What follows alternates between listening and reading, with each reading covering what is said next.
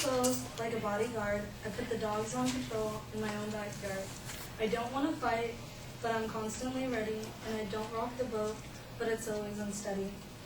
That was a verse from the song That Old Black Hole, written by guitarist / vocalist Scott McMicken and bass player Toby Lehman of the group Dr. Dog. Today I'll be talking about a powerful band of 6 talented musicians all the way from Philly. I've been listening to Dr. Dog for about 2 years now, and I have seen them in concert twice. I discovered Dr. Dog by listening to a mixtape given to me by a longtime friend. I'm sure that most of us listen to music and have a favorite band or artist we are passionate about and admire talented skills in the most beautiful art form. It could be argued that music plays a big role in our lives, especially towards beloved musicians. Now I'll discuss who is Dr. Dog, why the group Dr. Dog is recognized as great musicians, and how their music has influenced more than 100,000 bands. And this was one of the concerts that I went to see them in at the Wiltern.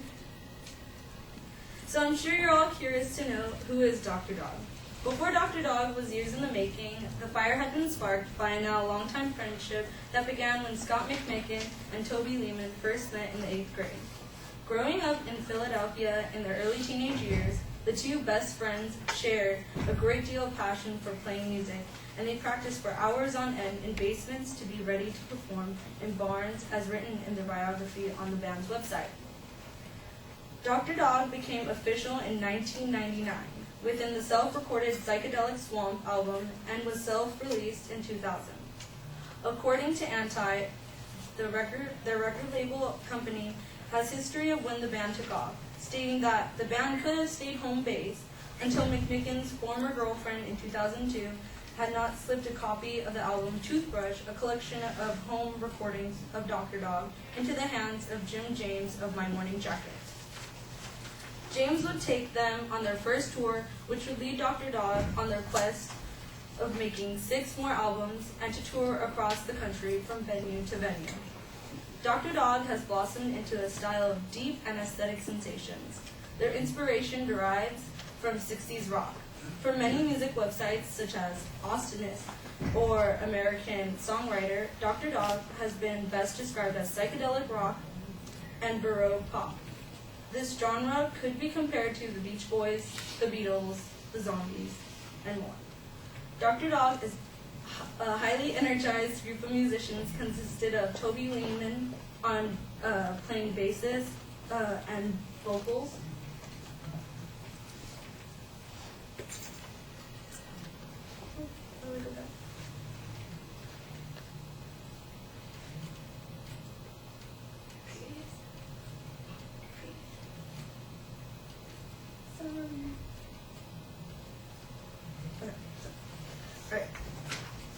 Zach Miller on the Scott McMicken as lead guitarist and vocalist, Zach Miller on the keyboard, Eric Slick playing the drums, Frank McElroy as rhythm guitarist, and Dimitri Manos as a multi-instrumentalist.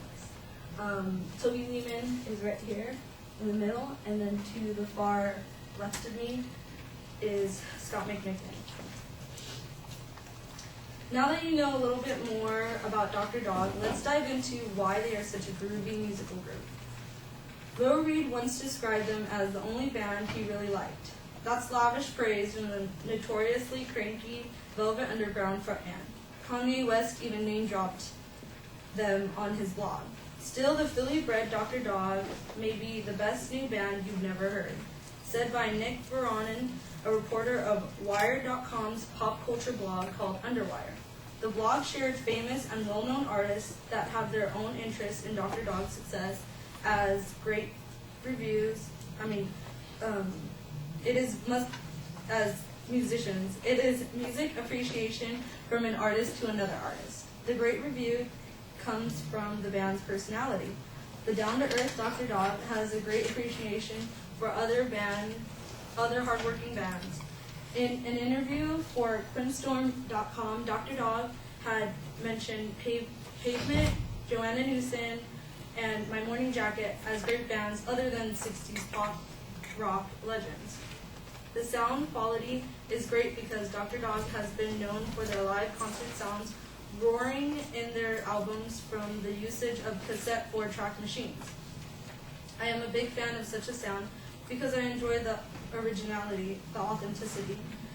The concert experience Dr. Dog carves together is what makes these musicians fantastic.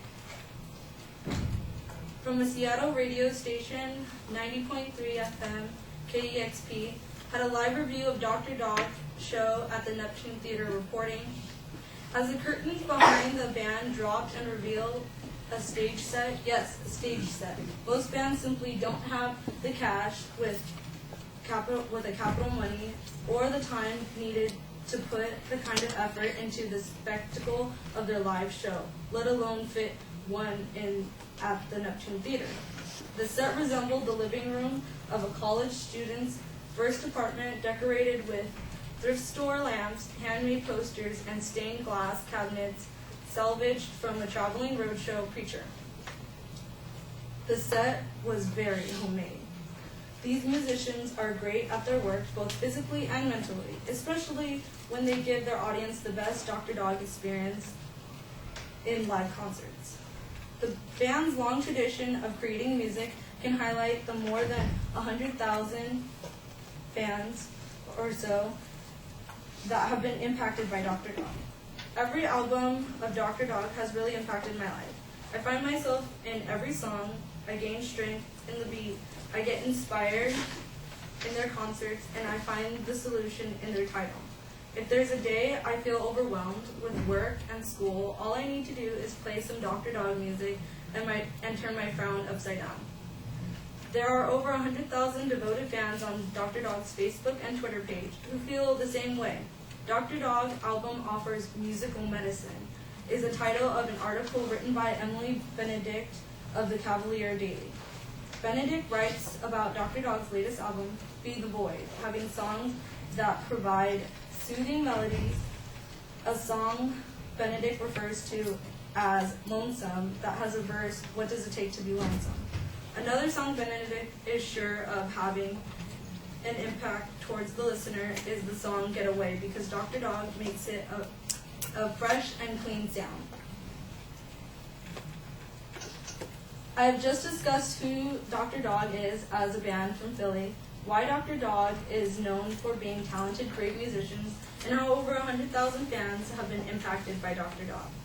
As said by the one and only great Dr. Dog, at this point we've set out this buffet for ourselves, but we first had to cook the food and figure out what our tastes are. Now it's time to dig in, so go ahead and give them a bite.